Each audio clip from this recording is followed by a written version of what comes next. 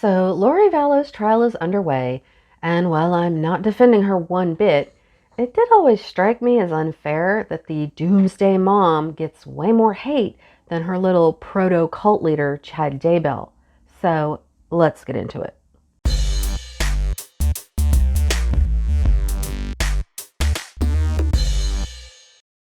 Hi, folks, and welcome back. Thank you so much for spending time with me.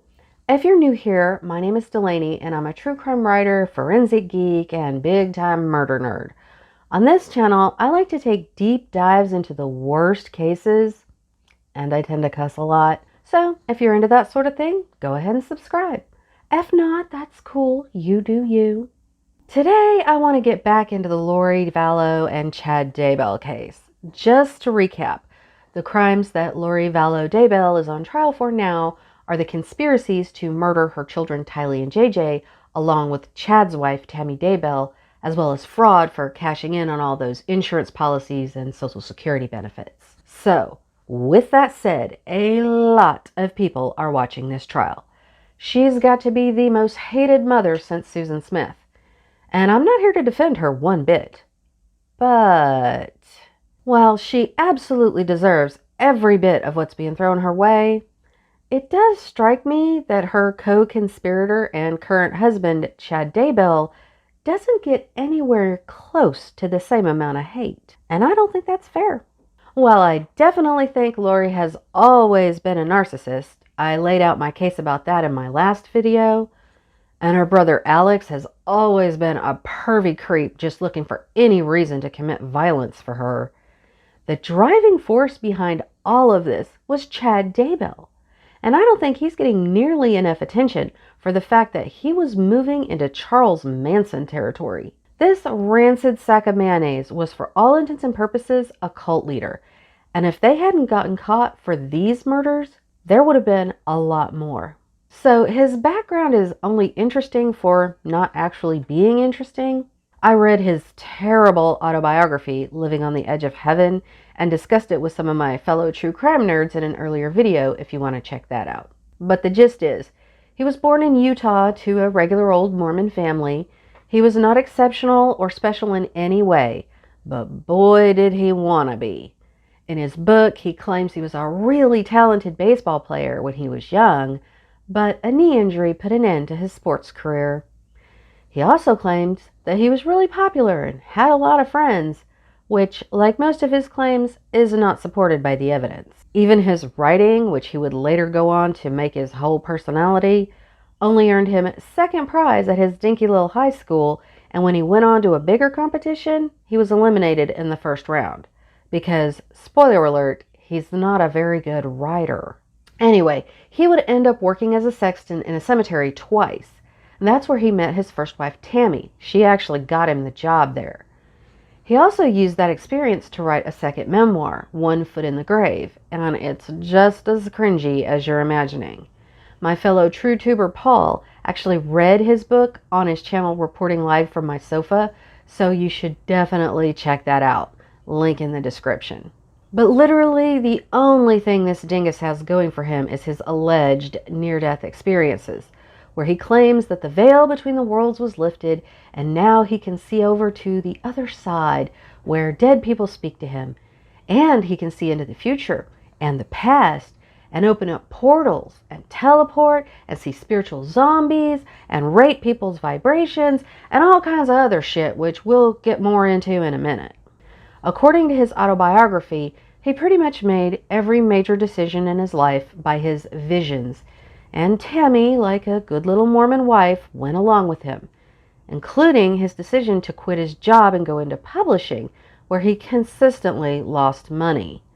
If you read between the lines, it's apparent that Tammy not only did all the work at his little publishing company, but that she also worked full-time in order to support the family, both while he was in college and while he was pursuing his writing career. Because as much as he liked to portray himself as a famous writer, he only made about $6,000 a year. So anyway, these visions he had allowed him to see into the future, allegedly, and based on these visions, he insisted the family move to Rexburg, Idaho, over Tammy's perfectly reasonable objections. He said it was because he'd had a vision that it would be one of the holy sites where the 144,000 righteous would gather to ride out the end times. That was supposedly the inspiration for his Standing in Holy Places series. It was sort of like the Left Behind series, but somehow even more out there. So, in order to promote his books and himself, Chad started doing the usual indie author speaking tour circuit, mostly around Mormon country in Utah and Idaho. He'd also have little fireside chats in people's homes with a small group of people. People who'd been to these little get-togethers claim he was really charismatic, especially to women, which goes to show charisma is in the eye of the beholder. He started appearing on LDS-themed podcasts and on an LDS prepper forum called AVOW, which stands for A Voice of Warning. All of this was supposedly to sell books, but he was also starting to gather a little group of true believers, including a lot of people in Rexburg. He would use the classic cult technique of love bombing people and telling them whatever they wanted to hear in order to make them feel special.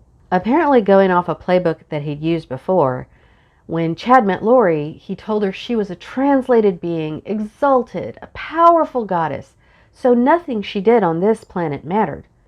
And of course that they had been married multiple times in past lives. Lori, of course, ate that shit up. Chad told Alex that he was also an exalted being and that he was put on this earth to protect Lori. This was exactly what he wanted to hear, a get-out-of-jail-free card for whatever, because it was to protect Lori and fulfill his spiritual mission. For Melanie Gibb and Zulema, Chad gave them powers too. He told them they too were part of the 144,000 and that they had all been together through multiple lives, and that they had multiple powers to summon earthquakes and tornadoes and shit. Melanie Gibb would later say that anyone who expressed doubts or had too many questions was pushed out, labeled dark, or whatever, so as to turn everyone against them. Just ask Julie Rowe. You'll see her discussed in their text messages a lot. She's made out to be this vengeful evil spirit who's constantly attacking them. Interestingly, Julie Rowe was one of the authors that Chad had published through his little press. She says that before Chad met Lori, he had tried to convince her that they had been married in past lives. She also says that he SA'd her. Other people who knew Chad have since spoken out, saying that he frequently used his supposed spiritual gifts to groom women and that he acted in a predatory way. So there's that. Anyway, once he'd weeded out anyone who questioned any of this horse shit, like any good cult leader, it was time to start isolating and controlling his followers even more. First, then he and Lori together convinced his followers to make some pretty radical moves. He and Lori had convinced Melanie that her husband, Brandon, was actually gay based on nothing but Lori's visions. They convinced her to divorce him, abandon her kids, and move to Rexburg really quickly. Chad also convinced Alex and Zulema to get married in order to fulfill their spiritual missions, even though they didn't have much of a relationship and weren't even interested in each other. Next, Chad started pressuring his followers to move up to Rexburg. By the time of the murders, Lori, Alex, and Melanie Boudreau had made the move, though Melanie Gibb, Zulema, and others were understandably hesitant to sell everything and abandon their jobs and families to move out to some dinky town in Idaho. But Chad was pressuring them hard, claiming the end times were going to happen any minute now. Well, specifically July 22nd, 2020. And this brings us to the reason we're all here now. Yes, I think Lori is guilty of all the crimes she's standing trial for. The murders of Tylee and JJ, and the conspiracy to murder Tammy Daybell. I also think she's guilty of conspiring with her creepo brother Alex to kill Charles, but that's for a court in Arizona to decide. And I know they ruled his death by natural causes, but I think she had something to do with her third husband, Joe Ryan's death too. But regardless of how much of a narcissist Lori might be, I really don't believe she would have killed her own kids if Chad Daybell hadn't convinced her that they were zombies. Hells, I don't think she would have killed Charles either.